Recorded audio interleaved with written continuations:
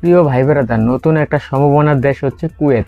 হ্যাঁ, যারা মধ্যপ্রাচ্যে যাওয়ার জন্য আগ্রহী ছিলেন, বিশেষ করে সৌদি, দুবাই, ওমান, কাতার, তারা কিন্তু চাইলে বর্তমানে কুয়েত যেতে পারেন। কুয়েতের ভিসা বর্তমানে অফিসিয়ালি চালু আছে, বাট সেই ক্ষেত্রে কিছু ব্যাপার আছে।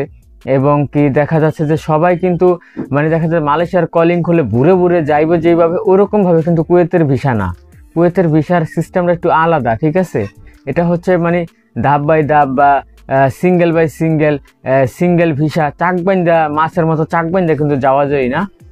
এই কুয়েতের ভিসা সিস্টেমটা আলাদা। আপনার লোক থাকলে ভালো, বা আপনার রিক্রুটিং এজেন্সির মাধ্যমে একজন দুজন এরকম করে যায় আর কি, ঠিক আছে? বা নিজস্ব লোকের মাধ্যমে যায়। তো সেই সম্পর্কে আজকে কিছু কথা বলবো, অবশ্যই সম্পূর্ণ ভিডিওটি মনোযোগ সহকারে দেখবেন।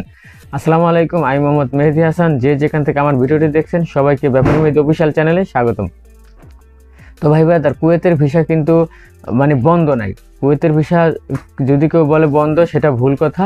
কুয়েতের ভিসা চালু আছে বা চালু ছিল, বিগত দিনও চালু থাকলেও খুব রেয়ার ছিল।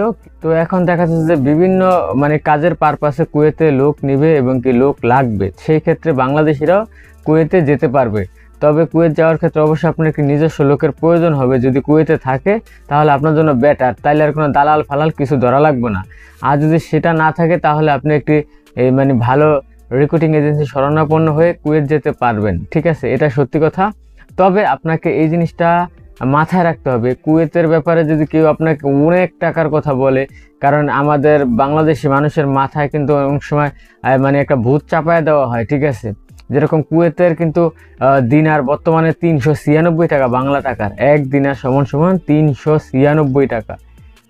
কত টাকা! কিন্তু এখন যদি আপনি মনে করেন আমি কুয়েত গেলে 3 লাখ টাকা 2 লাখ টাকা বেতন ইনকাম করতে পারুম, ঠিক আছে, সেই চিন্তা করে যদি আপনি কুয়েতে ইউরোপের টাকা দিয়ে যান, তাইলে কিন্তু সেটা আপনার একটা বোকামি হইব, ঠিক আছে? ওই আপনার সৌদি, দুবাই, কাতার, কুয়েত সকল সেম কিসিমেরই খরচ।